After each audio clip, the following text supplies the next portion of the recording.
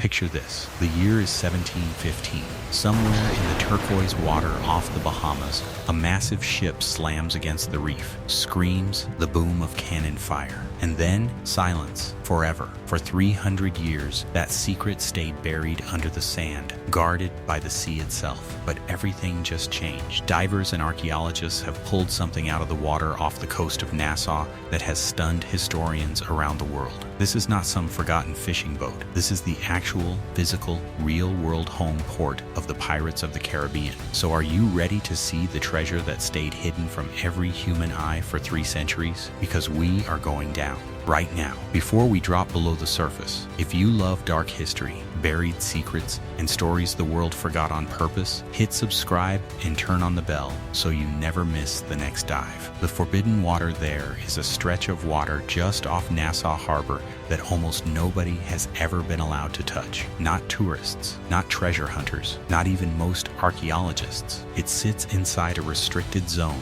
sealed off for decades, sitting quietly under some of the most photographed turquoise water on the planet, while cruise ships and holiday makers glide right over the top of it, never once imagining what is directly beneath their feet. In late 2025, that changed. For the very first time in history, the Bahamian government granted a team of marine archaeologists permission to dive inside that closed zone. The team was led by British marine archaeologist Sean Kingsley, working with underwater filmmakers on what would become the new Providence Pirates Expedition. Nobody, including the team itself, knew exactly what they were about to find. They only knew the history, and the history was terrifying. At the height of the Golden Age of Piracy in the year 1718, the governor of New Providence, a man named Woodes Rogers, looked out across this exact harbor and counted the wreckage of roughly 40 ships. 40 burned, looted, and sent to the bottom by pirates who used Nassau as their personal fortress. For 300 years, every single one of those 40 wrecks sat untouched. Nobody had ever excavated a single one of them until now. When the divers finally descended into the restricted water, the first thing that greeted them wasn't gold. It was a blackened, burned wooden hull, pinned down by a pile of ballast stones on the harbor floor. Someone, centuries ago, had deliberately set this ship on fire and let it sink exactly where it lay. And in the pirate world, a burned hull only means one thing: cover your tracks, erase the evidence, leave no witnesses that a ship or the men aboard it ever existed. Sean Kingsley would later describe touching that charred hull as, in his own words, a once-in-a-lifetime moment, because ships like this were the actual weapons of pirate terror. This wasn't a replica. This wasn't a movie set built on a Caribbean backlot. This was the real physical evidence of a crime scene that had been sitting silently on the ocean floor since before the United States of America even existed. And the team wasn't finished, not even close, because that burned hull was only the first of 6 wrecks waiting for them in the dark. To understand why that single burned hull matters so much, you have to understand what it actually meant to live and die in this part of the world 300 years ago. This wasn't a postcard paradise. It was one of the most lethal stretches of ocean on the planet. Hurricanes could appear with almost no warning and swallow an entire fleet in an afternoon. Reefs, hidden just beneath that beautiful turquoise water, tore the hulls out of ships that never even saw them coming. And if the sea didn't kill you, disease usually finished the job. A sailor who survived a single voyage across the Atlantic in this era was considered lucky. A sailor who survived several was considered a legend among his own crew. So when a ship vanished in these waters, and hundreds of them did, there was no search party, no Coast Guard, no rescue helicopter circling overhead. There was only silence. A vessel would sail out of Nassau Harbor and simply never sail back in. Families on land would wait months, sometimes years, for news that never came. And that is exactly why a wreck like this one matters so much today. For 3 centuries, this ship was one of those silences. Now, for the first time, it finally has a story again. How an entire city became lawless before we go back down to the wrecks. You need to understand something. Nassau didn't become a pirate stronghold by accident. It became one because For a brief window in history, nobody on Earth was actually in charge of it. In the early 1700s, a major European war had just ended, the War of the Spanish Succession, and with it, thousands of privateers, men who had been legally paid by their governments to attack enemy ships, suddenly found themselves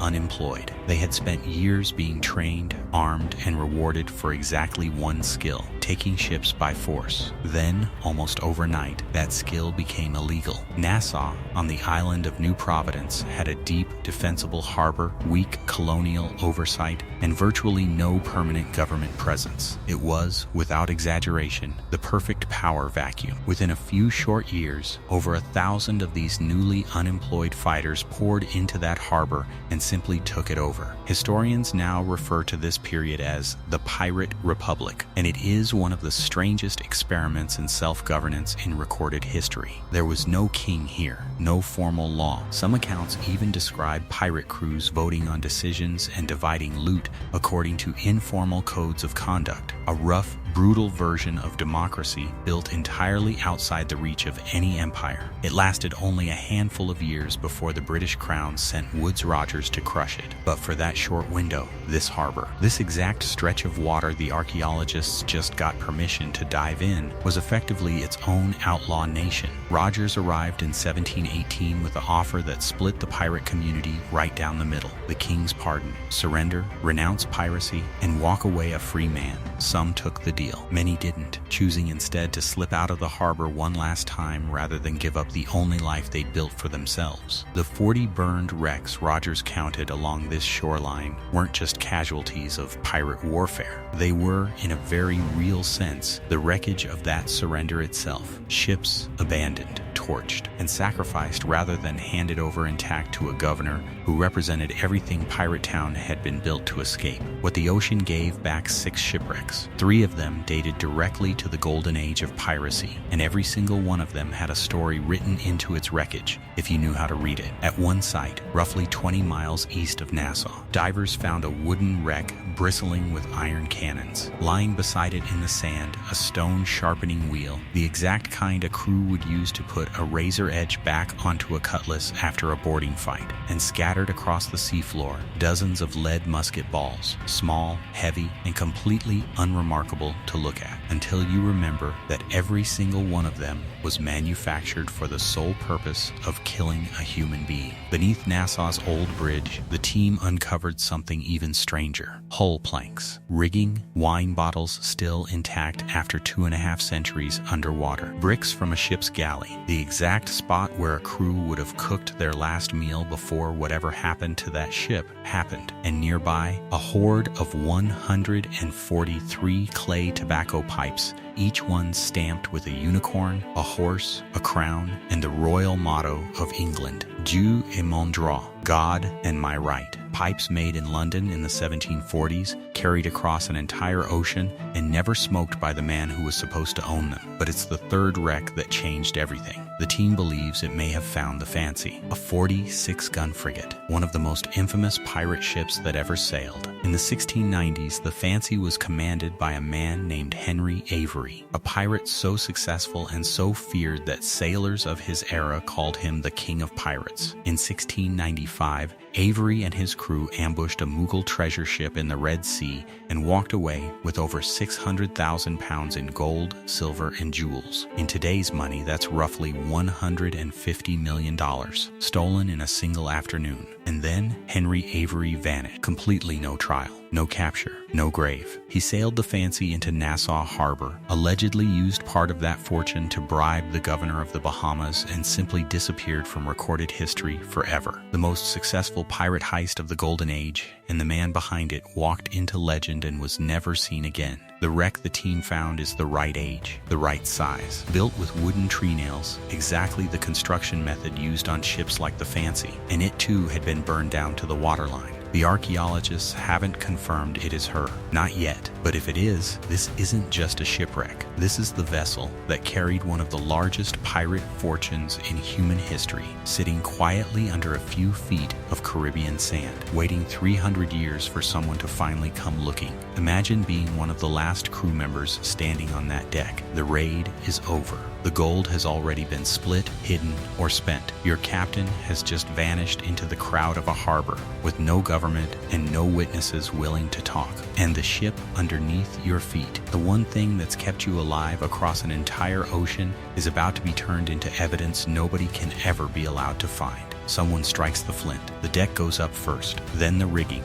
then the hull itself starts taking on water, hissing and groaning as 3 centuries worth of secrets get sealed into the sand below. You walk away into Pirate Town with nothing but the clothes on your back, and the ship that made you rich simply stops existing until a diver's flashlight finds it again 300 years later, exactly where you left it. The men Hollywood could never show you. Everyone thinks they know what a pirate looks like. Eyeliner, a bandana, a witty one-liner right before the sword fight. That's Hollywood. That's Johnny Depp. That is not history. At its peak, Nassau Harbor was home to more than 1,000 pirates living on top of each other in a lawless port with no government, no courts, and no mercy. Historians don't call it a city, they call it Pirate Town. And the names that walked its beaches were not fictional. Henry Avery, Blackbeard, whose real name was Edward Teach, Benjamin Hornigold, the man who trained Blackbeard himself, Calico Jack Rackham, and Anne Bonny, one of the few women in history known to have sailed, fought, and killed as a pirate in a world that offered women almost no other path to that kind of power. Ask yourself why 1,000 men would choose this life. Most of them weren't romantic outlaws chasing freedom. Many had been forced into the Royal Navy against their will, where the punishment was the lash, the food was rotten, and the pay barely existed. Piracy, as horrifying as it was often the only escape route a desperate sailor had, and the 1710s were brutal years of poverty across the Atlantic world, the kind of poverty that makes a man willing to burn a ship, kill a stranger, or die trying, rather than starve slowly on land. There's something else almost nobody talks about. Piracy grew up right alongside the transatlantic slave trade. Ships weren't just carrying gold and spices across these waters, they were carrying human beings, and enormous, staggering amounts of wealth attached to that horror. That made every ship crossing these seas a target, and it made the waters around Nassau some of the most dangerous and most profitable on the entire planet. Blackbeard didn't survive this world. In 1718, the same year Woodes Rogers counted 40 burned wrecks in Nassau Harbor, a Royal Navy officer named Robert Maynard cornered Edward Teach off the coast of North Carolina. Blackbeard was shot, cut, and finally beheaded. His severed head hung from the bowsprit of Maynard's ship as a warning to every pirate still out there listening. The Golden Age didn't end with a treaty. It ended with a head on a spike. That is the real world these wrecks came from, not a theme park ride, a frontier of violence, desperation, and blood. And the 6 ships resting on the Nassau seafloor are the only physical fingerprints it ever left behind. The woman who refused to drown out of everyone connected to this stretch of water, one name still stops people cold: Anne Bonny. In a world where women were almost never allowed near a ship's deck, let alone a cutlass, Anne Bonny sailed, fought, and killed alongside Calico Jack Rackham's crew as an equal, not a passenger, not a captain's wife hidden below deck, a pirate dressed for battle, standing shoulder to shoulder with men in the exact same danger they faced. When Rackham's ship was finally cornered by the authorities, witnesses later testified that while most of the men were too drunk or too terrified to fight back, it was Anne Bonny and fellow pirate Mary Read who stood on deck and kept fighting until the very end. Calico Jack Rackham was captured, tried, and hanged, the standard brutal punishment for piracy in this era. Anne Bonny's final fate is still debated by historians to this day. Some records suggest she escaped the noose entirely, vanishing from history much like Henry Avery did decades earlier. It's a chilling thought. The waters these 6 wrecks were pulled from are the exact same waters Bonny once called home, the same harbor she would have sailed in and out of, planning raids, dividing loot, and living a life so far outside the rules of her era that 300 years later, we're still trying to fully understand it. That is the real texture of Nassau's pirate town. Not a single villain in a black coat, an entire underworld of desperate, dangerous, occasionally brilliant people, carving out a life beyond the reach of any king,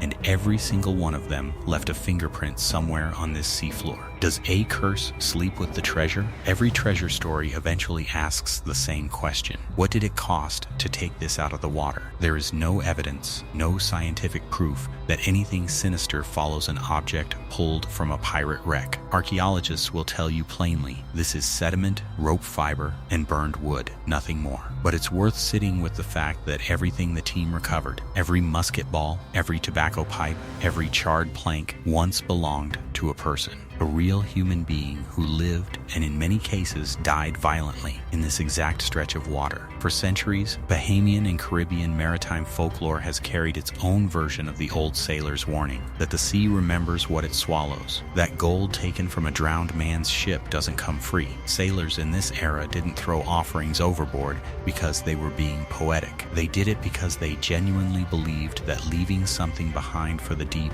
might buy their safe passage across it. Whether or not you believe a single word of that, one thing is undeniable. When archaeologists lift a burned hull off the ocean floor after 300 years of silence, they aren't just recovering wood and iron. They are disturbing a grave that never had a headstone, a funeral, or a name. Almost every seafaring culture in history built some version of this same fear. The Greeks believed Poseidon could shatter a fleet with a single gesture. Norse sailors spoke of Ran, who dragged drowned men into her underwater hall. Caribbean crews, blending European, African, and indigenous belief systems in this exact region, told their own stories of what waited in the deepest, darkest water, and it was rarely described as friendly. A treasure pulled from a pirate wreck isn't just an artifact. In the old maritime imagination, it's something borrowed from whoever or whatever has been keeping watch over it for 300 years. And that's really the heart of this discovery. This isn't only about treasure, even though there may well be more of it still hidden in the sand. Sean Kingsley himself has said these 6 wrecks are, in his words, only the tip of the iceberg, and that dozens more could be lying undiscovered in and around this same harbor. This is about giving a location, finally, to men who vanished off the historical record entirely, men who sailed into Nassau 300 years ago and simply were never heard from again. The sea took them, and for the first time, 3 centuries later, the sea is starting to give a few of them back. Why now, after 300 years? Here's the question everyone eventually asks. If these wrecks have been sitting there since the early 1700s, why did nobody find them until now? Part of the answer is politics. This exact stretch of Nassau Harbor sat inside a legally restricted zone, off limits to divers for years, which meant even researchers who suspected something was down there simply weren't allowed to look. It took new permission from the Bahamian Antiquities, Monuments, and Museums Corporation, granted for the first time in late 2025, to finally open that door. But the other part of the answer is technology. Sonar mapping, precision underwater photography, and modern excavation methods now let archaeologists locate and identify wreckage that would have been completely invisible or completely unreachable to divers even a generation ago. And the team isn't stopping here. They've already said they plan to bring in underwater drones for the next expedition to scan wider and deeper sections of the harbor floor that human divers simply can't safely reach. Think about what that means. If 6 wrecks, including possibly one of the most valuable pirate ships in recorded history, were sitting in a single stretch of harbor this whole time, hiding in plain sight beneath tourist boats and cruise ships for 300 years, what else is still down there? Kingsley didn't hesitate when he said it. Dozens more wrecks could be waiting in this same harbor alone. This isn't the end of the story. Historians are calling this the beginning of one of the biggest maritime archaeology discoveries of this century. Beyond just the diving, the expedition team spent months piecing together the world these wrecks came from, poring over 300-year-old maps and documents, climbing to the top of a stone lookout still known locally as Blackbeard's Tower, and even exploring caves rumored to have hidden pirates and their loot from patrolling ships. All of that research fed into something remarkable, a full three-dimensional digital reconstruction of what Nassau's pirate town likely looked like around the year 1715. And according to Kingsley, the picture that emerged wasn't the polished, romantic version audiences know from film franchises. It looked more like a lawless cowboy frontier town that had somehow been dropped onto a tropical beach, equal parts violence and chaos, danger and opportunity for the 1,000 or so pirates who called it home. The closing 300 years. That's how long the ocean kept this secret. Longer than the United States has existed as a nation. Long enough for the language to change, for empires to rise and fall, for the very idea of a pirate to turn from a very real, very deadly threat into a Halloween costume and a theme park ride. But down there, in the dark, under the sand, the real thing was waiting the entire time. Burned hulls, cannon, musket balls, tobacco pipes that never got smoked, and possibly the actual ship that once carried $150 million in stolen treasure into this very harbor